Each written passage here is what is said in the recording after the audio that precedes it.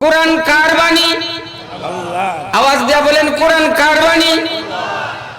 কোরআন যেই ফেরেশতা আনছে আল্লাহর সমস্ত ফেরেশতার মধ্যে সবচেয়ে সরল ফেরেশতার নাম হলো জিবরাইল আলাইহিস সালাতু ওয়াস সালাম।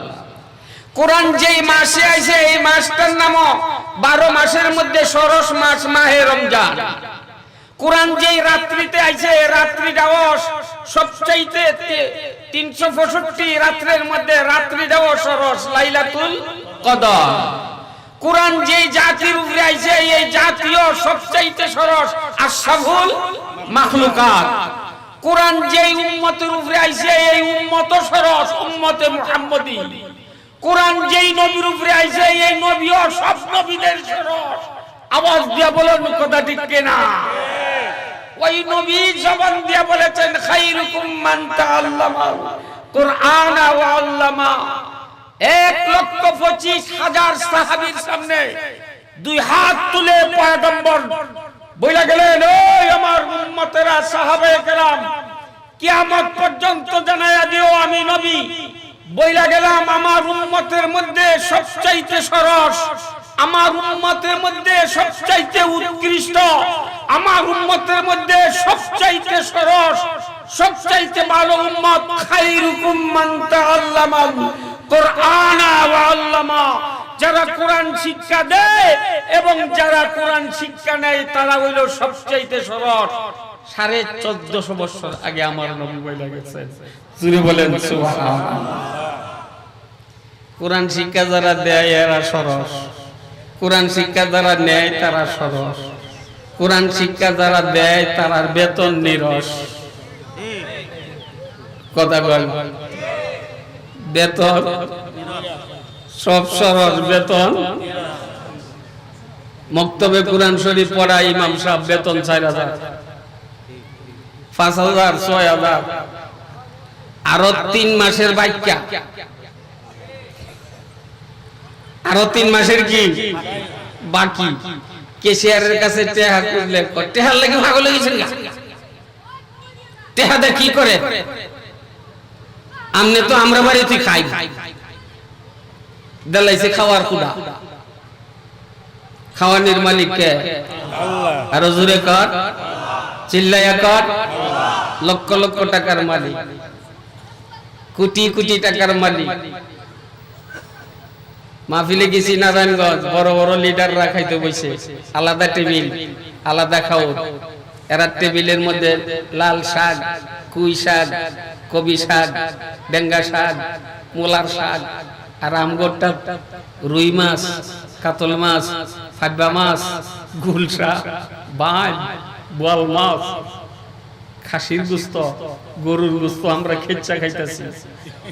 লগের নেতারা যদি গাই কিও এটা চলতো না, কোনা নিষেধ করছে ডাক্তার, ডাক্তারে নিষেধ করছে খাউন যাইতো না, খালি ঘাস খাউন লাগবো, ঘাস।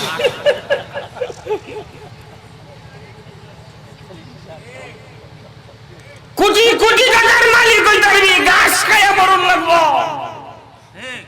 লাল কালিদা লিখে দিছে সাবধান, খাইতে পারবি না, সাবধান, খাওয়া সম্ভব না। তাহলে খাওয়ানির মালিক কে?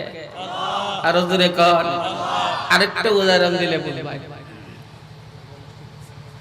খামলা বেটার বড় ছেলে হইছে লক্ষ লক্ষ টাকার মালিক, কোটি টাকার মালিকের বড় ছেলে হইছে। খামলা বেটার বউর দুধ খাইয়া ছেলে কুলাইতারে না, না হেদা মুহেদা বুমি আয়ে মরে যাইত। গাছা হরিয়ে জিগা কি হইছে? কো বেশি আই পড়ছে। সুবহানাল্লাহ। আর কোটি টাকার বেটার গরো ফুলা হইছে, দুধ নাই, লেকটোজেন 1।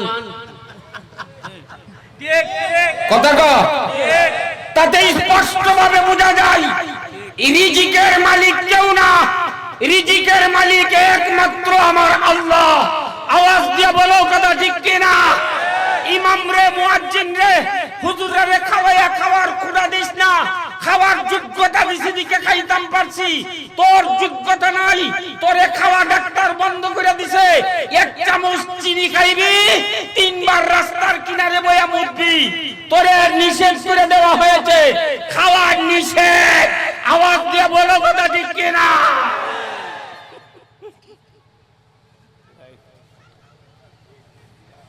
তাহলে খারাপ লাগতেছে?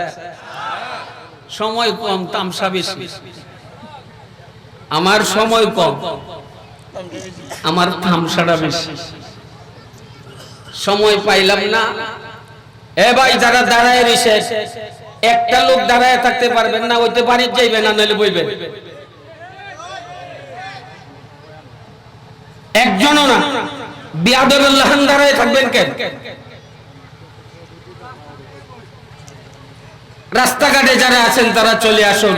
আমি কোরআনের উপরে আলোচনা করার ইচ্ছা ছিল, বড় ধরনের ইচ্ছা ছিল, কিন্তু সময় স্বল্পতার কারণে আলোচনা করতে পারুম না। সামান্য কোরআনের একটা পাখির কথা বলতেছি। কোরআনের খেদমত পারভেজ সাহেব যে বাগান জুড়ছে, আল্লাহ এই বাগান আমি ঘুরে ঘুরে দেখছি, বাগানে মদিনার আলো জ্বলবেই জ্বলবেই জ্বলবেই, ইনশাআল্লাহ জ্বলবে।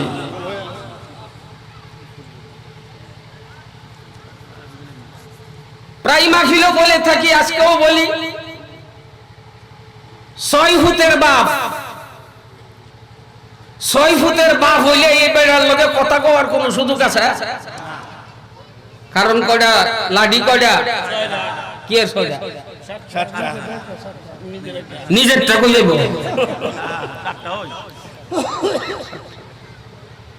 বেটা শাস্ত্রলে যে গল্প করে, ফান খা সুবরা সাবরা গিয়া মানুষের উপরে পড়ে, মানুষ বিরক্ত হইয়া উচ্চা জায়গা তবে কথা কইতে পারে, কারণ পাওয়ার বেশি। লাস্টে নতুন ইমাম সাহেব রাখছে, একজন ইমাম সাহেব সামনে বইছে, আর বেটা সলবল ঘুরে যে কথা কইতাছে, পানের সিডা গিয়া ইমাম সাহেব পাঞ্জাবি, সাদা পাঞ্জাবি পরাই দিছে। ইমাম সাহেব কো আপনার বাড়ি? কই মহল্লা।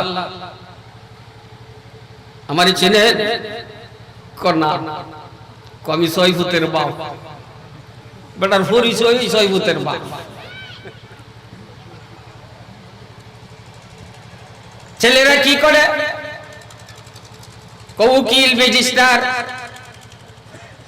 হাই স্কুলে চাকরি করে, প্রাইমারি স্কুলে চাকরি করে, বলে মাদ্রাসা পড়াছেন একজন, কয়েকজন না। কত হইলে আপনার জানাজার ইমামতি করবো? কেটা জানাজার ইমামতি করার কেউ নাই, যেটি আছে জানাজাত কারো জানাজা পড়ার কোনো বাউ নাই। একজন জানাজার ইমাম বানাই, ওয়াজ করে গেলাম, একজন জানাজার ইমাম বানাই, বুতিয়ায়া গাছায়া যখন কথাটা বলছে, মুরব্বী মানছে, মান্না বাড়ি গিয়া যেটা শিখছে পড়তো সরুরা, এটারে মাদ্রাসা দিত, রেডি করছে। তবে মাদ্রাসার কাছে দিলে চলে আসবো, দূরে নিয়ে ঢাকায় এক মাদ্রাসা নিয়ে দিছে।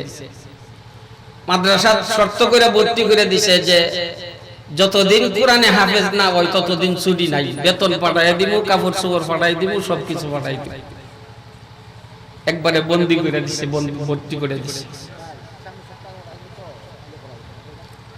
আল্লাহ কবুল করেছেন, 18 পারার হাফেজ হয়ে গেছে। যেদিন 17 পারা, 18 পারা থেকে 19 পারার সবক লইব, এই দিন রাত 10টা 11টার সময় তার বাপ মারা গেছে। যারা চাকরিজীবী তারা তো গাড়ি লিয়ে দৌড়ে আই পড়ছে, এর তো গাড়ি নাই, এর কাছে মোবাইলও নাই, সব চলে আসছে। বড় ভাই ফোন করছে হাবিব সাহেবের কাছে, হাবিব সাহেব আমার ভাই আব্দুর রহিম রে ছুটি দেওয়া লাগবে। কেন? তোমার বাবা বলেছে ততদিন ছুটি নাই যতদিন কোরআনে হাফেজ না হইছে। বড় ভাইটা অপর প্রান্ত থেকে চোখ থেকে পানি ছেড়ে কয়, হুজুর আমার বাবা আমার ভাইকে কোরআনে হাফেজ দেখতে পারবে না, আমার আব্বা আজকে রাত 11টা 11:30টার সময় ইন্তেকাল করেছে, দয়া করে আমার ভাইটারে নিয়ে আসেন, আমার ভাই জানাজার ইমামতি করবে। হুজুর বলছেন ঠিক আছে, রেডি। আমি ফজর ফইরা গাড়ি লিয়া প্রাইভেট কার লিয়া রওনা করব, জানাজার টাইম 8টায়। সারা এলাকার মানুষ তাকায়া রয়েছে, আব্দুর রহিম আসতেছে, জানাজার ইমামতি করবে। আব্দুর রহিম আসলো, গাড়ির মধ্যে একটু পরে পরে হুজুরে জিগায়, হুজুর আমার না হাফিজ হওয়ার আগ পর্যন্ত ছুটি নাই, 18 ফারাতই ছুটি লইয়া কতরা বাড়ির দাওয়াত যাই, বাবার মৃত্যুর খবর বলে না। বাড়ির উঠানে আইসা দেখে হাজার হাজার মানুষ উঠানে দাঁড়ায় বলতেছেন, কি হইছে, কি খবর? কেউ কোনো কথা বলে না। বোন দুইটা বারান্দার ফালার দাঁড়ানো আছেন, বোন দুইটা দূর মেরে গিয়ে আব্দুর রহিমের গলার ধরে কয়, ভাই তুই এত দেরি করছস কেন? আব্দুর রহিম জবাব দেয়, দেরি করছি মানে আমার তো ছুটি হওয়ার কথা না, আমার ছুটি নিয়ে আনছো কেন, বাড়িতে তো মানুষ কেন? বোনটা জিজ্ঞাসা করে, তুই কি খবর পাইছস না? বলে না। বলে আব্বা দুনিয়া থেকে বিদায় হয়ে গেছে। বারাক্রান্ত হৃদয় লইয়া সুইতমারা গাছের মতো মাটিতে বসে গেছে। লম্বা কথা বাট্টি করে কইতাম, জানাজা তৈয়ার। হাবিজ সাহেব হুজুর বলছেন, আব্দুর রহিম তুমি তোমার বাবার জানাজার ইমামতি করো। আব্দুর রহিম বলতেছেন, আমার বাবার জানাজার ইমামতি করার মতো শক্তি, এবিলিটি, ক্ষমতা আমার নাই। হাবিজ সাহেব বলছেন, আমি তোর দুইটা উরাতের মধ্যে আঞ্জাদা ধইরা রাখবো, তুই দাঁড়ায়া দাঁড়ায়া তাকবীর গুলি বল। সন্তান বাবার জানাজায় কলজা সিরা তাকবীর দিয়ে আল্লাহু আকবার, ডান দিকে আল্লাহু আকবার, 4 তাকবীর দিয়ে ডান দিকে সালাম ফিরাইয়া বাম দিকে সালাম ফিরাইয়া মাটিতে পড়ে গেছে। লাভ মাইরা বাবার বুকের উপরে উঠা বাবার দুই গালে চুমা দিয়া কো, বাবা কোরআনে হাফেজ হইতে দেরি হয়ে গেল, এর আগেই তুমি বিদায় নিয়েছ। আপনারা বলুন, কোরআনে একজন হাফেজ, কোরআন পড়নেওয়ালা একটা ছাত্র যদি আপনার জানাজার ইমামতি করতে পারে, আপনার দুনিয়ার সম্পদ দিয়ে আপনি কি করবেন? দুনিয়ার সম্পদ আপনার কি প্রয়োজন? কি প্রয়োজন? সবচেয়ে বড় দুনিয়াতে পাওনা হইল একটা সন্তান যদি আপনি জানাজার ইমাম বানায় দিতে পারেন। কোরআন শিক্ষার আসর পারভেজ সাহেব করেছে, আমরা সবাই এটা সহযোগিতা করব ইনশাআল্লাহ। আওয়াজ দিয়ে বলেন ইনশাআল্লাহ, আরো জোরে বলেন ইনশাআল্লাহ। সহযোগিতা করব ধন দিয়া, সম্পদ দিয়া। কারণ এখানে যারা যেইভাবে দান করবেন সদকা জারিয়া হিসাবে থাকবে, কবরে বৈশা বৈশা পাইতে থাকবে, তার নেকি পাইতে থাকবে। পারভেজ সাহেব আমাকে বলতেছেন, বলে হুজুর আগে ঢাকা থেকে বাড়িতে আইতাম মাঝে মাঝে, এখন ঢাকা যাই মাঝে মাঝে, মাঝে মধ্যে ঢাকা যায়। পেশা বাদ দিয়া কোরআনের পাখিদের জন্য জীবনটা দইরা দিছে। আমরাও যদি প্রত্যেকটা মানুষ এই মাদ্রাসাটার জন্য জীবন দইরা দিই, আমরার কি ক্ষতি হবে? জোরে করে ক্ষতি হবে? মাদ্রাসার